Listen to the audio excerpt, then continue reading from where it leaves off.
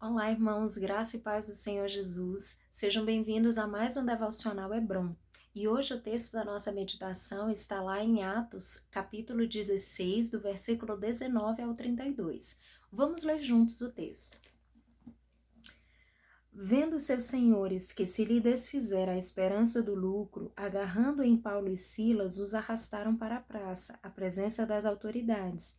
E levando-os aos pretores, disseram: Estes homens, sendo judeus, perturbam a nossa cidade, propagando costumes que não podemos receber nem praticar, porque somos romanos. Levantou-se a multidão unida contra eles e os pretores, rasgando-lhes as vestes, mandaram açoitá-los com as varas.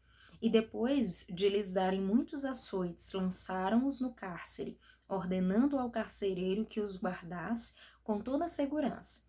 Este, recebendo tal ordem, levou-os para o cárcere interior e lhes prendeu os pés no tronco.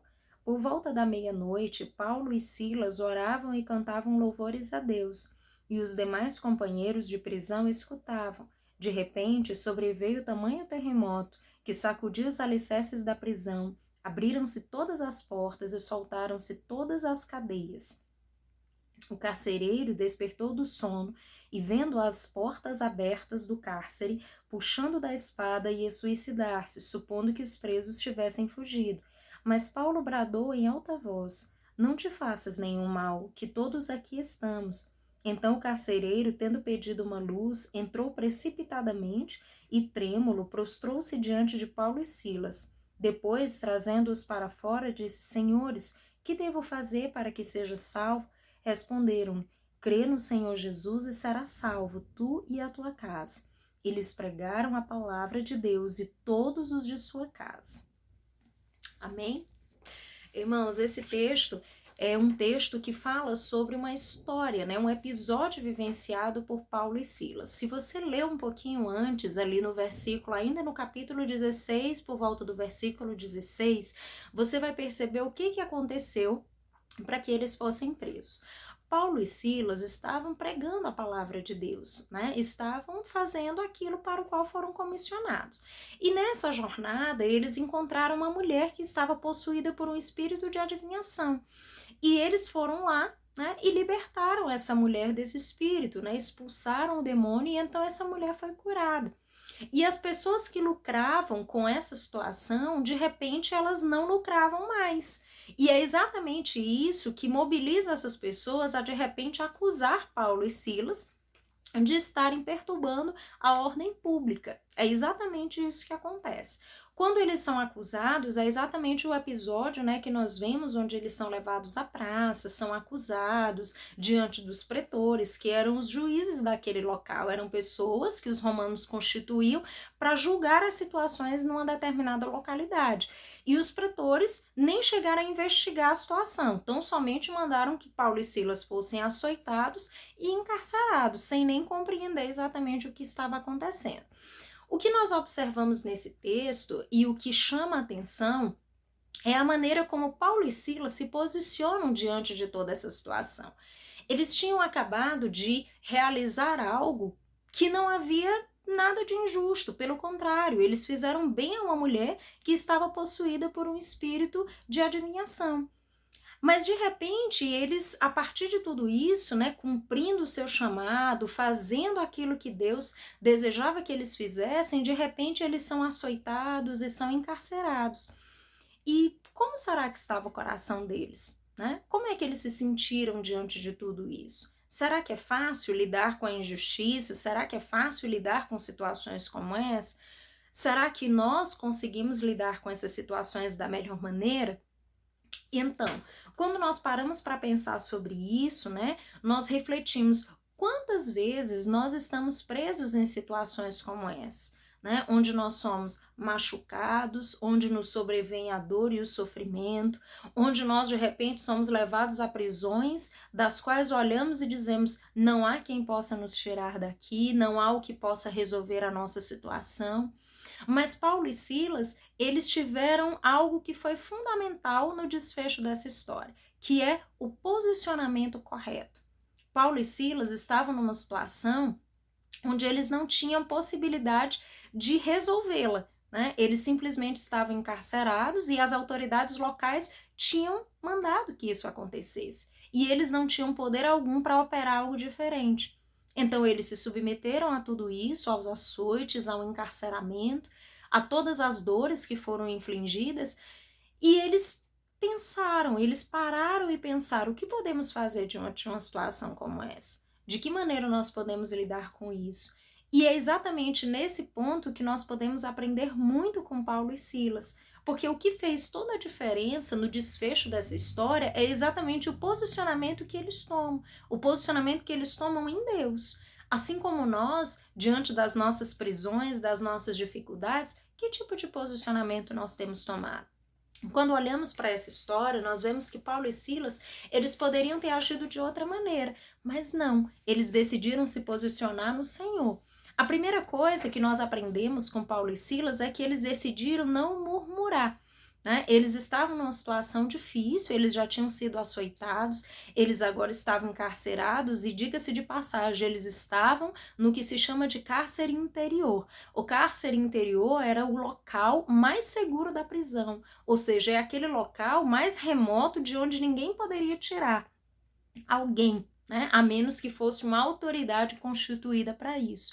Então, eles estavam numa situação de muita dificuldade, de dor. Eles tinham sido açoitados, eles estavam presos a um tronco, ou seja, eles estavam presos, né? Eles estavam amarrados. Mesmo estando presos, eles estavam amarrados. Imagine quanta dor, quanto sofrimento há nessa situação.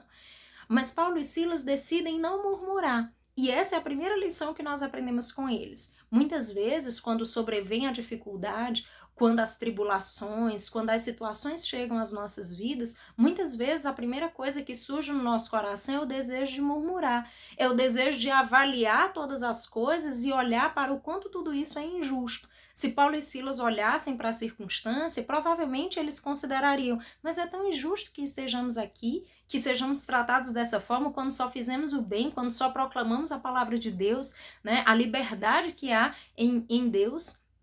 Mas, de fato, eles não perderam tempo com isso, considerando o que é justo ou injusto. Mas, pelo contrário, eles decidiram não murmurar e tomar uma atitude que realmente poderia fazer a diferença. Então, essa é a primeira lição que aprendemos com eles. Não fique murmurando. Por mais que a situação seja difícil, murmurar só vai piorar as coisas e não vai acrescentar nada que possa ajudar você na sua dificuldade.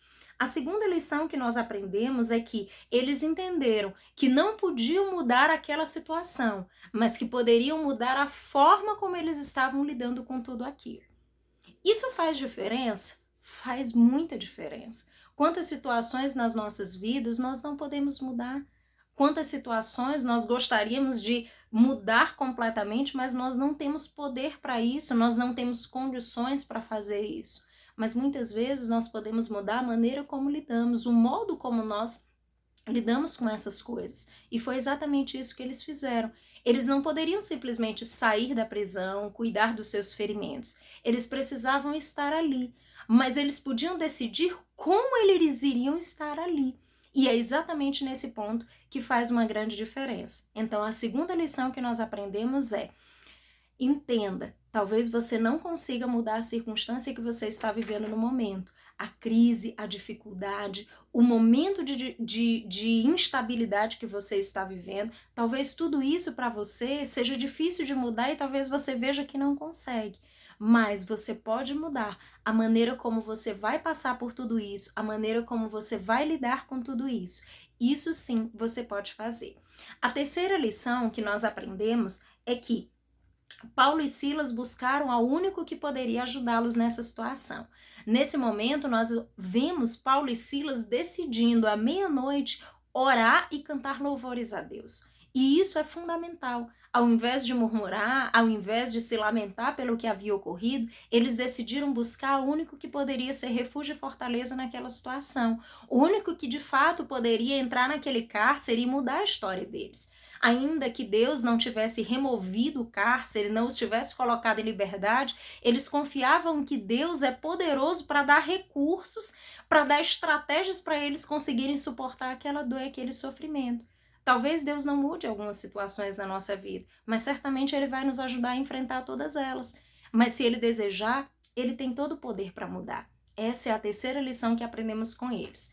E a quarta lição é que sua oração e louvores a Deus trouxeram liberdade para eles e oportunidade de salvação. Talvez em todo momento que você está vivendo agora de dificuldade, de dor, de sofrimento, de privação, esse seja um momento de buscar a Deus, e buscando a Deus você encontrar liberdade no Senhor para a sua vida e oportunidade de salvação para outros, oportunidade de proclamar o amor de Deus. Nós vivemos um tempo de caos, de necessidades, de dificuldades, onde tantos têm se desesperado, onde tantas pessoas têm se apavorado diante do caos, mas nós que temos a Cristo temos a esperança no Senhor. Nós podemos proclamar essa esperança. E quem sabe, a maneira como nós nos posicionarmos diante das situações, isso pode fazer toda a diferença, não só nas nossas vidas, mas na vida de outras pessoas. Quantas pessoas podem ser alcançadas pela salvação do Senhor? Quantas pessoas podem ter oportunidade de falar, né, de ouvir falar do amor de Deus e se render à presença do Senhor? Então lembre disso, a maneira como você se posicionar diante das suas dificuldades, dos seus problemas, pode fazer toda a diferença, tanto na sua vida quanto na vida das pessoas que estão ao seu redor, operando e fazendo, trazendo oportunidade de salvação, de redenção, de vida de Deus fluindo na sua vida e na vida de tantas outras pessoas ao seu redor, como aconteceu com a vida do carcereiro e da família dele. Ele foi salvo e toda a sua casa também. Então lembre disso. A crise, a dificuldade, os momentos, né, as prisões que nós podemos viver, elas não são poderosas para barrar o poder de Deus. Pelo contrário, elas estão submissas ao poder de Deus. E nessa história nós aprendemos uma quinta lição.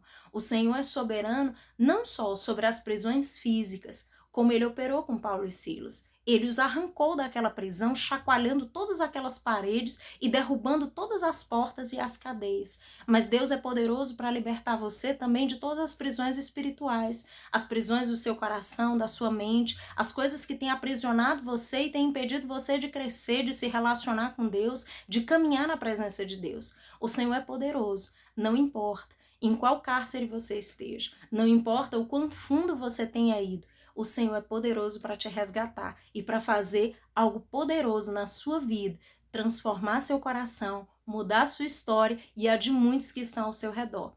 Então lembre disso, posicionar-se em Deus nesse momento é imprescindível para a sua vida e para a vida de muitos que estão com você. Pense nisso. Que Deus os abençoe, dê uma semana de paz, cheia da graça, da sabedoria, da unção do Senhor. Até mais.